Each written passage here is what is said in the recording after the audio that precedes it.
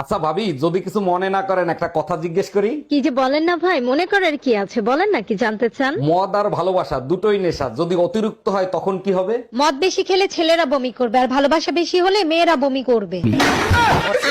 বিয়ে করে বউ হইলাম না কাজের বেটি হইলাম তাই তো বুঝলাম না। এই শুনছো, কি করো তুমি? আমার এক গ্লাস পানি দাও তো। এই শোনো, কাজের মহিলার মতন যখন কাজই করি তাহলে তুমি প্রতি মাসে আমাকে টাকা দিবা। আচ্ছা ঠিক আছে, বেতন দেবো, কিন্তু কাজ পছন্দ না হলে কিন্তু কাজের মহিলা পাল্টাবো।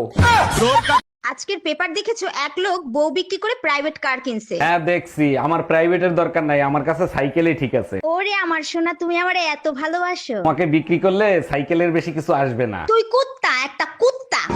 আচ্ছা ভাইজান, আপনি কখনো পাবলিক টয়লেট ব্যবহার করছেন? জি ভাবি, অনেকবার গেছি। পাবলিক টয়লেটে নাকি আজে বাজে কথা লেখা থাকে, আপনার চোখে কি কিছু পড়ছে? লেখা ছিল মানুষ ছাদে চলে গেছে, তুই এখানে বসে কি করছিস? আপনি নিশ্চয়ই সেটা মুছে ফেলছেন। জি না, আমিও নিচে লিখিয়ে দিছি, ছাদে তো পানি নেই তাই নিচে ধুইতে আইছি।